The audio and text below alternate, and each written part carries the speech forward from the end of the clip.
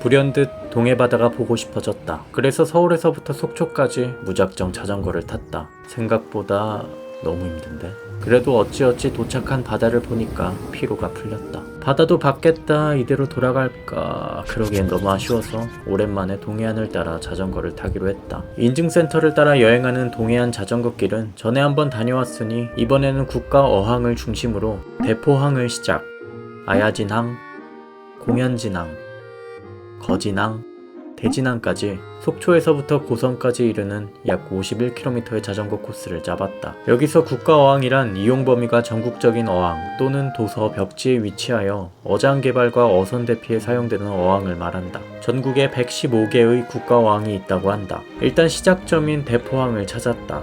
큰 폭우라는 뜻이라고 한다. 날이 벌써 어두워졌기 때문에 본격적인 자전거 여행은 내일부터 하도록 하고 오늘은 대포항에 머물면서 조금 둘러봤다. 가장 먼저 하얀 다리가 눈에 띄었다. 전망대이자 어항 사이를 잇는 육교 역할을 하고 있는 것 같은데 다리 위에서 바라보는 전망도 좋겠지만 어항 뒤편에 있는 전망대에 오르면 훨씬 더 풍부하게 대포항을 감상할 수가 있다.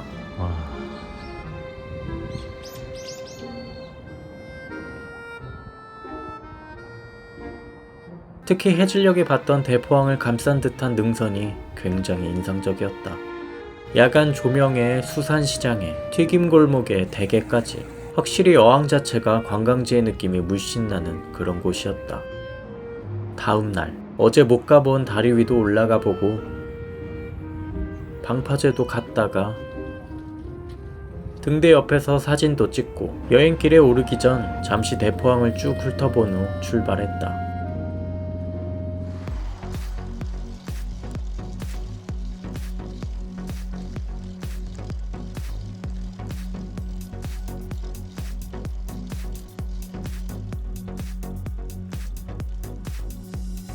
대진항까지 가는 길은 기존의 동해안 자전거길을 따라가면 되기 때문에 어렵지 않았다. 오랜만에 느끼는 동해안 자전거길. 2019년 전국여행 이후로 처음이었다. 자전거 여행을 주로 다니다 보면 제대로 된 길이 없는 경우가 많기 때문에 이렇게 자전거길이 있다는 것 자체로 마음이 편해지고 길 난이도가 확 낮아져 감사할 따름이다. 길만 있어도 감지덕지인데 동해안은 풍경이 덤이다. 고개만 돌려도 보이는 바다 때문인지 왠지 모르게 푸른색을 가득 머금은 듯한 이 해안길이 참 좋았다. 게다가 바로 코앞에 펼쳐진 해변까지. 그렇다고 나처럼 신나서 자전거 끌고 너무 들어가진 말자. 푹푹 빠지고 신발에 모래 다 들어간다. 그렇게 14km를 지나 다음 국가어항에 도착했다.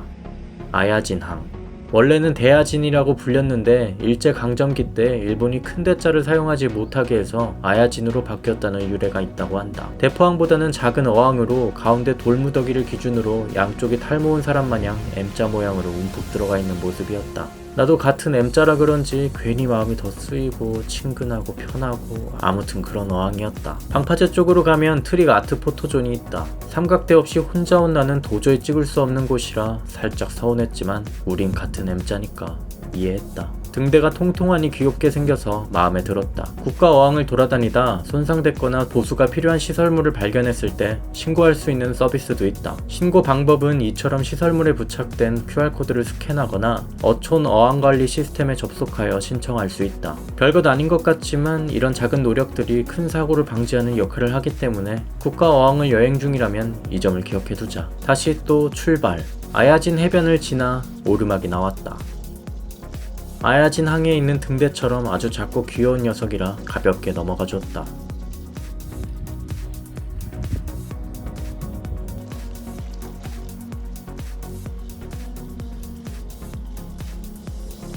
동해는 바다도 바다지만 저런 갈매기 무리들과 소나무가 참 예쁘다.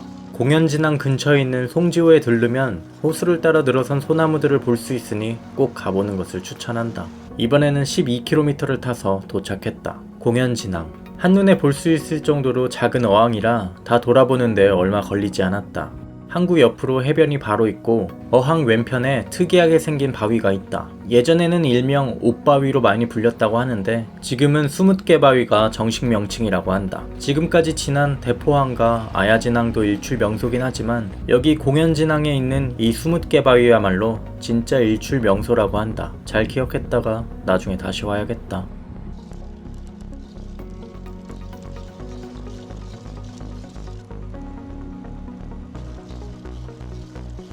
이제 다음 거진항까지 거진 15km를 타야 했다.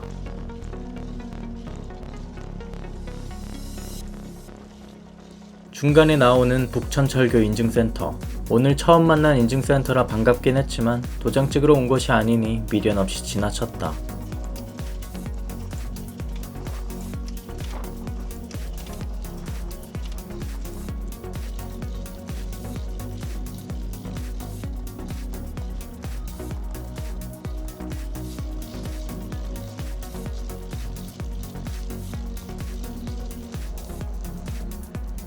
거진항.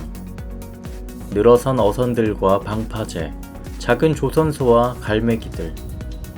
지금까지 지나온 국가 어항들과 특별히 다른 점을 못 느끼다가 어항 바로 옆에 있는 전망대에 오르니 힘들었다. 가뜩이나 서울에서부터 오느라 무릎이 너무 아파서 그냥 가지 말까 했다가 내 옆으로 지나가는 고양이 보면서 마음을 바꿨다. 쟤도 오르내리는데 내가 못할 건 없다. 올라와 보니 확실히 다르게 느껴졌다. 소나무 사이로 보이는 거진항의 모습이 참 좋았다. 마음 같아선 이대로 해질 때까지 기다리고 싶었지만 아직 방문해야 될 국가어항이 한 군데 더 남았기 때문에 다시 자전거를 타러 갔다. 이제 대진항까지 9km 정도가 남았다. 마지막 코스답게 피날레를 장식할 오르막이 나왔다. 오늘 올랐던 오르막 중 가장 높은 녀석이었다. 그리고 나오는 시원한 내리막. 가는 만큼 오는 것이 있다. 하진포를 지나서 얼마 안 가 동해안 최북단에 위치한 오늘 최종 목적지인 대진항에 도착했다.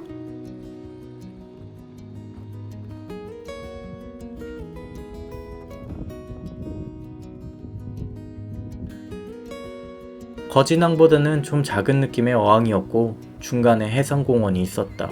캐릭터들이 죄다 문어인 것을 보니까 문어가 유명한 곳인 것 같았다. 여기저기 구경하며 사진 찍다가 대진 등대 가본다는 것을 깜빡하고 말았다. 등대에서 바라보는 전망이 좋다고 해서 꼭 가보려고 했는데 못 가서 상당히 아쉬웠다. 어쨌든 이렇게 속초부터 고성까지의 국가어항 여행을 끝마쳤다. 사실 여행하기 전까지만 해도 국가어항이라고 해봤자 어항이 뭐 다 거기서 거기겠지 하는 마음에 별 기대를 안 했었다. 오히려 너무 다 똑같으면 어떡하지? 촬영하는 의미가 없을까봐 걱정했었는데 내 예상을 깨고 상당히 괜찮아서 놀랐다. 물론 모두 동해안에 있는 어항이기 때문에 어쩔 수 없이 공통적으로 비슷한 느낌이나 풍경들이 있다는 것은 분명했지만 그 안에서도 각 어항마다 갖고 있는 개성들이 상당히 매력적으로 다가와서 좋았다. 한 가지 아쉬운 점은 내가 자전거를 탈 때 원체 뭘 먹질 않아서 음식과 관련된 것을 전혀 담지 못했다는 것이다. 이날 하루 종일 냉면 딱 한 그릇만 먹었었다. 왜 배가 안 고프지? 진짜 지독하다. 대신 이 아쉬움이 또 다른 다음을 기대하게 만들 테니 그날을 기다려 보려고 한다. 아무튼 고생했다.